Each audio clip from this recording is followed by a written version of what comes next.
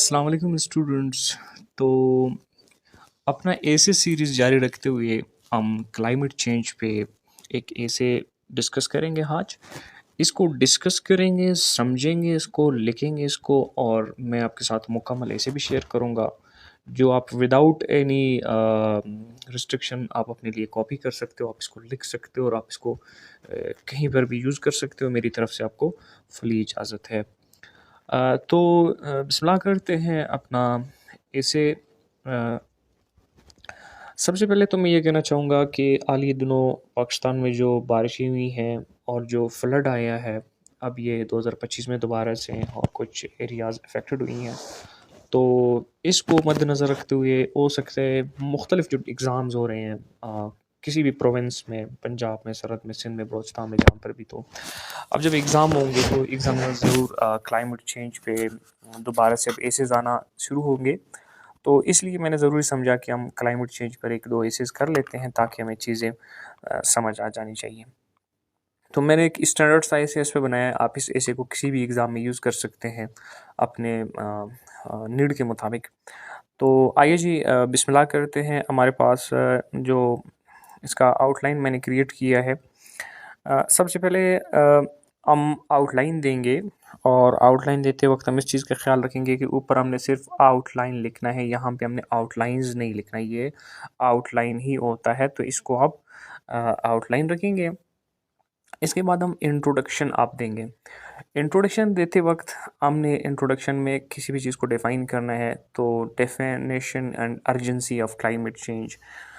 ये फ्रेज़ डालने का मकसद ये है कि एग्ज़ामिनर को हम इम्प्रेस करेंगे कि इस वक्त क्लाइमेट चेंज बड़ा अर्जेंट है, इसकी नीड है, तो इसको हम ऐसा वो दे देंगे।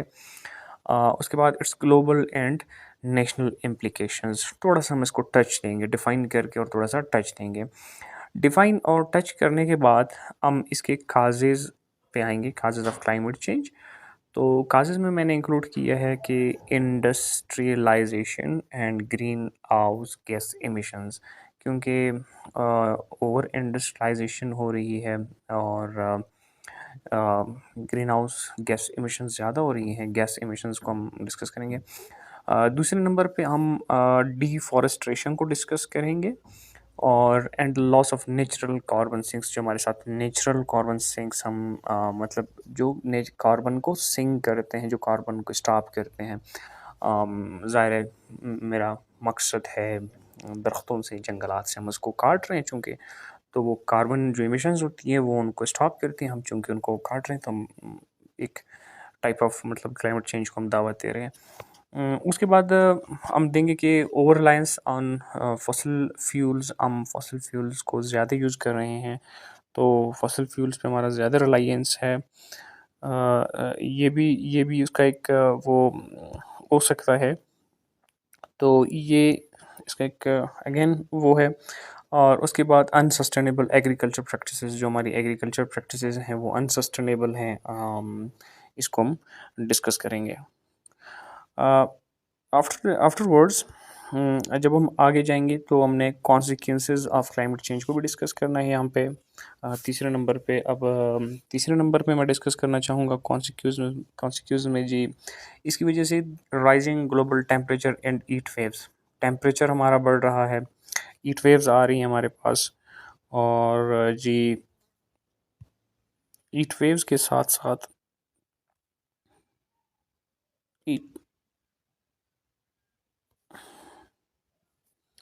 और जी हीट वेव्स आ रही हैं। उसके बाद melting glaciers and rising sea levels बढ़ रहे हैं और ग्लेशियर्स मेल्ट करते जा रहे हैं दिन ब दिन। ये एक बड़ा इम्पोर्टेंट पॉइंट है जो मैंने इंक्लूड किया हुआ है आपके लिए। तो आप इसको अब आपने सुना होगा कि हमारे कुछ शहर सिंक कर रहे हैं, गवादर के हवाले से कह रहे हैं कि गवादर बिल्कुल डूबता जा रहा है, और कराची पोर्ट के हवाले से कुछ इस तरह की वो मतलब कुछ रिपोर्ट्स वगैरह आई हैं जिसमें मतलब इस चीज़ को डिस्कस किया गया। तो इसका मतलब है कि आपने ये पॉइंट वेट करना है। And then extreme weather events, ये चीज़ आपने ज़रूर डिस्कस करनी है, क्योंकि वेदर के जो इवेंट्स हैं क्लाइमेट चेंज की वजह से एक्सट्रीम वेदर इवेंट्स आते हैं हमारे पास। फ्लड्स आ रहे हैं, ड्राउट्स आ रहे हैं, साइक्लोन्स वगैरह। आप हाल के जो फ्लड्स आई हुई हैं, तो other than that impact on biodiversity and ecosystem, ज़ाहिर है जब चीज़ें डिस्टर्ब होंगी तो बायोडाइवर्सिटी जो लाजमन डिस्टर्ब होगा, और इकोसिस्टम्स जो हमारी हैं वो लाजमी डिस्टर्ब होंगे, तो इसको भी हम इसमें कॉन्सिक्वेंस में इंक्लूड करेंगे। And then human health and food insecurity, हमारी फूड इनसिक्योर हो रहा है क्योंकि हमारी एग्रीकल्चर डिस्टर्ब हो रही है, तो हमारी फूड हमारी एग्रीकल्चर से ही है, तो ज़ाहिर है इवन हेल्थ तो वैसे भी मतलब हम कहते हैं कि इम्पैक्ट हो रहा है।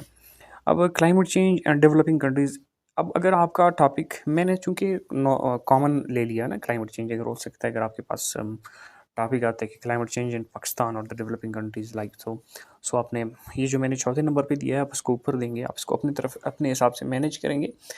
मेरा ऐसे देने का मकसद आपको ये है कि आपको मैं कंप्लीट ऐसे दे दूँ, आप इसको फिर अपने हिसाब से अगर चाहें तो आप इसको मोल्ड कर सकते हैं। अब air vulnerability due to weak infrastructure, चूँकि जो डेवलपिंग कंट्रीज़ होते हैं लाइक पाकिस्तान, तो इन कंट्रीज़ में वीक इंफ्रास्ट्रक्चर होने की वजह से हम ज़्यादा वुल्नरेबल हैं, हम ज़्यादा अफेक्ट होंगे जो वेदर के इवेंट्स होते हैं।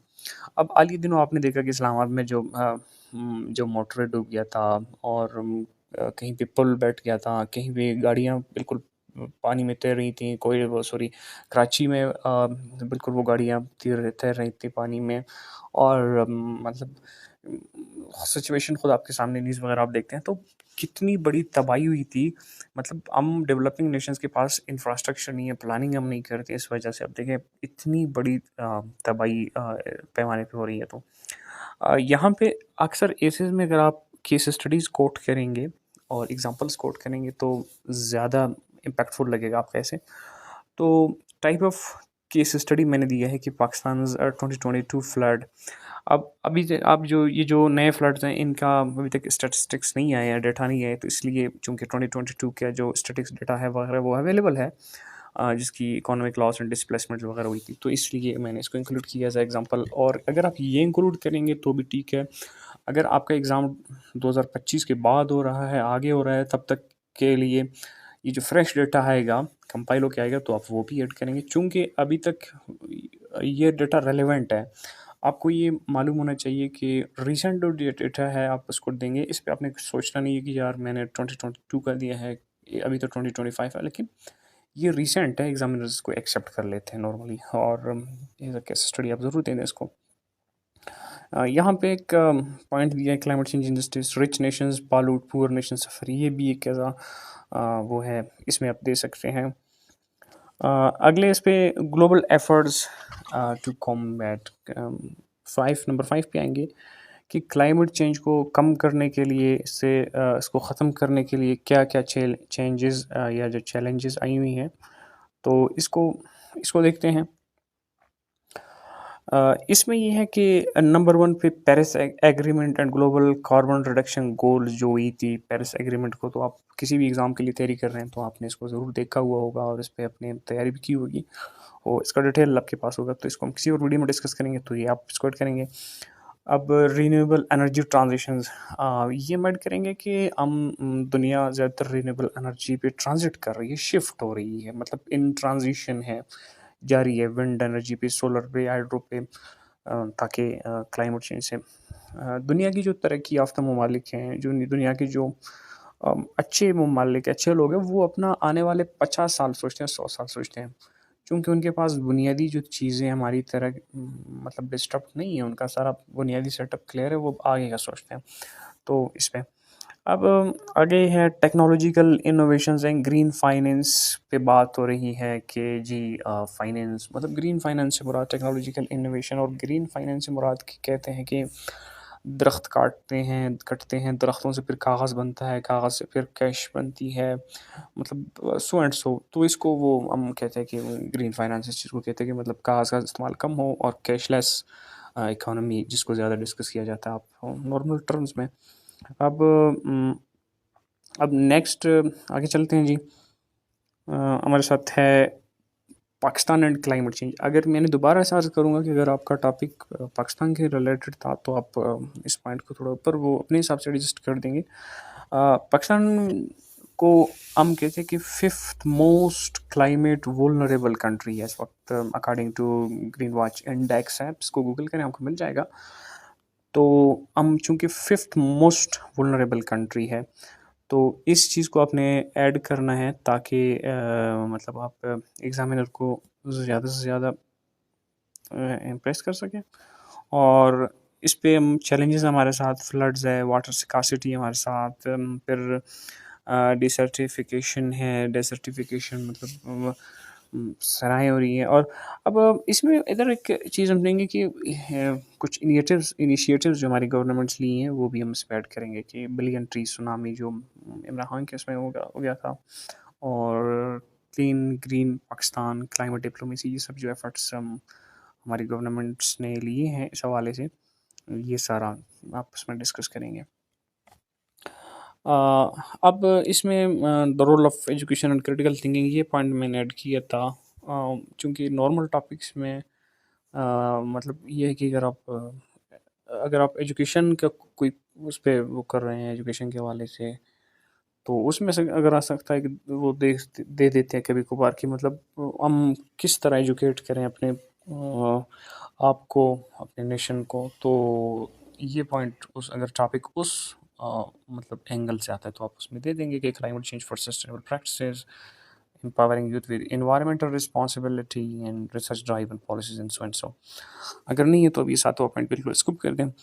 अब इसमें वे फॉरवर्ड आप हम देंगे कि जी क्या सॉल्यूशंस हैं आप जो नॉर्मली देते हैं कि स्ट्रॉन्ग इंटरनेशनल कोऑपरेशन होगी, तो ये होगा। और उसके बाद investing in renewable energy and green infrastructure, renewable energy में हम इन्वेस्ट करेंगे। और उसके बाद climate smart agriculture and water management, water को मैनेज करेंगे और क्लाइमेट स्मार्ट एग्रीकल्चर की तरफ हम मूव करेंगे ताकि हमारा मतलब वो। उसके बाद public awareness and community participation, public को अवेयर करेंगे, कम्युनिटी को साथ लेके चलेंगे ताकि हम इससे वो हो सके। तो नेक्स्ट में मूव करते हैं, हम कंक्लूजन देंगे कि climate change is the defining crisis of our times, कि मोस्ट जो इस वक्त टाइम की सबसे बड़ा क्राइसिस है, इसको वो करना चाहिए। Collective goal and local responsibility, ये हमारा कलेक्टिव गोल है, हमारी लोकल रिस्पॉन्सिबिलिटी बन चुकी है अब कि इस पे हम वो करें। अब sustainable future depends on the urgent action today, तो इस पे हम वे फॉरवर्ड का एक इस तरह का एक सेंटेंस देंगे। आगे चलते जी अपना ऐसे स्टार्ट कर देते हैं। और ये ऐसे मैं आपको फिर वो दे दूँगा, आप इसको कंप्लीट अपने लिए लिख लें। अगर आप चाहें इसको तो नोट करें, इसमें कोई इश्यूज़ नहीं है। अब यहाँ मैंने एक स्टार्टिंग लिया एक स्टाइल से, climate change stands today as one of the gravest threats confronting humanity. Stands, अब बाज़ लोग लिखते हैं climate change is one of the, या क्लाइमेट चेंज, सो वो मतलब एक नॉर्मल स्टाइल है। स्टैंड्स के हिसाब से अगर आप लिखेंगे तो मतलब आपका सेंटेंस थोड़ा सा मोतबर लगेगा और आई कैचिंग लगेगा। Is defined as long term shift in temperature and weather patterns primarily driven by human activities. It has emerged as a central crisis shaping global policies, economies, and societies.